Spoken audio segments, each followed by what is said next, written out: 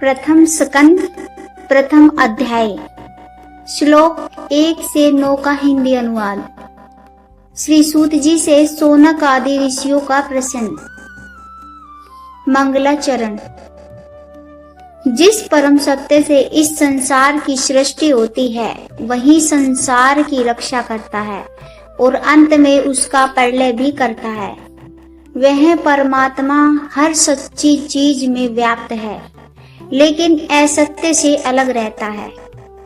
वह जड़ नहीं, चेतन है, किसी पर निर्भर नहीं, स्वयं प्रकाशमान है।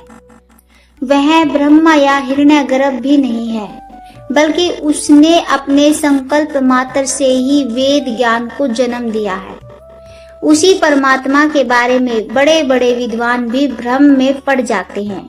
जैसे सूर्य की तेज किरणों में कभी जल में स्थल का और स्थल में जल का भ्रम हो जाता है, वैसे ही इस त्रिगुणमयी सृष्टि को भी हम सत्य मान लेते हैं, जबकि वह वास्तव में उसी परमात्मा के कारण सत्य जैसी दिखती है। वह परमात्मा सदैव अपने समय के प्रकाश से माया और माया से बने सभी कार्यों से पूर्ण रूप से मुक्त रहता है। वही परम सत्य है, उसी का हम ध्यान करते हैं। महामुनि वेद व्यास जी द्वारा रचित यह श्रीमद् भागवत महापुराण भी उसी परमात्मा की महिमा का विस्तार पूर्वक वर्णन करता है। इसमें मनुष्य के मोक्ष तक पहुंचाने वाले धर्म का निरूपण है, जो निष्काम भाव से किया गया है, यानी किसी भी फल की इच्छा से रहित। इसमें उन श्रेष्ठ सत्पुरुषों के लिए परमात्मा का स्वरूप बताया गया है, जिनका अंतःकरण शुद्ध है। यही परमात्मा तीनों प्रकार के दुखों को जड़ से मिटा देता है और परम कल्याण देता है। इसके बाद किसी अन्य शास्त्र या साधन की आवश्यकता नहीं रह जाती। जिस समय भी कोई पुण्य आत्मा इस भागवत को सुनने की इच्छा करता है, उसी समय भगवान स्वयं उसके हृदय में आकर विराजमान हो जाते हैं। रस के जानकार भक्तों, यह श्रीमद् भागवत वेद रूपी कल्प वृक्ष का सबसे मीठा फल है। श्री सुखदेव जी रूपी तोते ने जब इस अमृत फल को चखा, तब यह परम आनंदमयी अमृत से परिपूर्ण हो गया। इस फल में न छिलका है न गुठली, यानी इसमें कोई व्यर्थ की बात नहीं है, सब कुछ सार है। यह साक्षात भगवान का रस है। जब तक जीवन में प्राण है, तब तक इस अमृतमयी कथा का बार बार रसपान करना चाहिए। यह दुर्लभ नहीं है, पृथ्वी पर सहज भी उपलब्ध है। कथा की शुरुआत। एक बार भगवान विष्णु और देवताओं का परम पवित्र स्थान नैमिषारण्य में सोनक और अन्य ऋषियों ने भगवान की प्राप्ति की इच्छा से एक विशाल यज्ञ आरंभ किया, जो 1000 वर्षों तक चलने वाला था। एक दिन प्रातः काल अपने नित्य कर्म समाप्त करके उन ऋषियों ने सूत जी का स्वागत किया, उन्हें ऊंचे आसन पर बैठाया और बड़े आदर से उनसे प्रसन्न किया। सूत जी, आप पाप रहित हैं। आपने इतिहास, पुराण और धर्म शास्त्रों का विस्तार से अध्ययन किया और उन्हें अच्छी तरह समझा भी है। आप उन विषयों को भी जानते हैं जिन्हें महर्षि वेद व्यास और भगवान के सगुण निर्गुण स्वरूप को जानने वाले अन्य महर्षियों ने जाना है। आपका हृदय शुद्ध और सरल है, इसलिए आप गुरुजनों की विशेष कृपा के पात्र बने हैं। जैसे गुरु अपने प्रिय शिष्य को गुप्त से गुप्त बातें बता देते हैं, वैसे ही आप भी हम पर कृपा करें।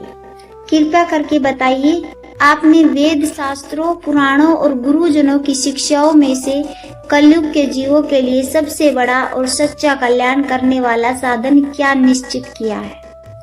प्रथम अध्याय श्लोक 10 से 23 का हिंदी अनुवाद। सूत जी, आप संतों की शोभा हैं। इस कलयुग में तो लोगों की उम्र भी छोटी हो गई है।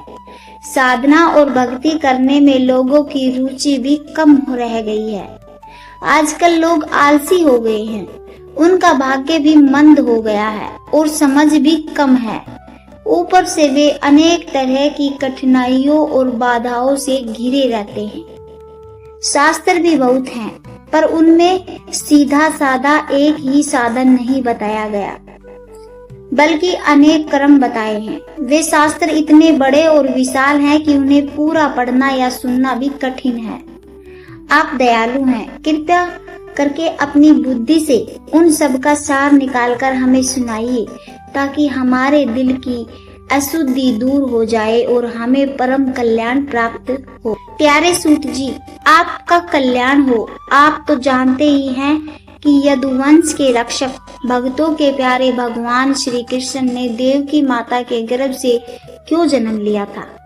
हम वह कारण सुनना चाहते हैं, कृपया करके हमें बताइए। क्योंकि भगवान का अवतार सदा जीवों के कल्याण और उनके हृदय में भगवत प्रेम बढ़ाने के लिए ही होता है। यह जीव जन्म और मृत्यु के चक्कर में बुरी तरह फंसा रहता है, पर यदि वह कभी भगवान का मंगलमय नाम जप ले तो उसी क्षण वह इस साधन से मुक्त हो जाता है, क्योंकि इसमें भय भी भगवान से डरता है। सूत जी, बड़े बड़े संत जो पूरी तरह विरक्त और शांत रहते हैं, वे सदा भगवान के चरणों में रहते हैं, इसलिए उनके स्पर्श मात्र से भी जीव पवित्र हो जाते हैं। जबकि गंगा जी के जल को भी लंबे समय तक ग्रहण करने के बाद भी पवित्रता मिलती है। ऐसे पुण्य आत्मा भक्त भगवान की लीलाओं का गान करते हैं। फिर भला कौन सा ऐसा व्यक्ति होगा जो आत्मा की शुद्धि चाहता हो और फिर भी भगवान की कलयुग के पापों को दूर करने वाली पवित्र कथाओं को सुनना न चाहे। भगवान लीला से ही अवतार लेते हैं। नारद आदि महान आत्माओं ने उनकी उदार और अद्भुत लीलाओं का गान किया है। आप भी कृपया करके हमें वह सुनाइए। सूत जी, भगवान तो सर्वशक्तिमान है, अपनी योग माया से जैसा चाहे वैसा कर सकते हैं। कृपया करके आप हमें उनके मंगलमय अवतारों की कथा सुनाइए। भगवान की लीलाएं सुनते हुए हम कभी तृप्त नहीं हो सकते, क्योंकि जो श्रोता रस के ज्ञाता होते हैं उन्हें हर बार भगवान की कथाओं में नया नया आनंद और रस मिलता रहता है। भगवान श्री कृष्ण बाहर से तो स्वयं को साधारण मनुष्य जैसा दिखाते थे, पर उन्होंने बलराम जी के साथ ऐसी अद्भुत लीलाएं और पराक्रम दिखाए जो कोई सामान्य मनुष्य कर ही नहीं सकता। अब कलयुग आ चुका है। हम सब इस पवित्र वैष्णव क्षेत्र नैमिषारण्य में लंबा यज्ञ करने के लिए एकत्र हुए हैं। हमारे पास भगवान श्री हरि की कथा सुनने के लिए समय भी है। यह कलयुग मनुष्य के अंतःकरण की पवित्रता और शक्ति को नष्ट कर देता है। इससे पार पाना बहुत कठिन है। जैसे समुद्र पार करने के लिए नाविक की जरूरत होती है, वैसे ही हमें इस कलयुग से पार करवाने के लिए ब्रह्मा जी ने आपको भेजा है। आप धर्म के रक्षक हैं, ब्राह्मणों के भगत हैं, सब कुछ जानते हैं। कृपा करके बताइए, जब योगेश्वर भगवान श्री कृष्ण अपने धाम पधार गए तब धर्म ने अब किसकी शरण ली?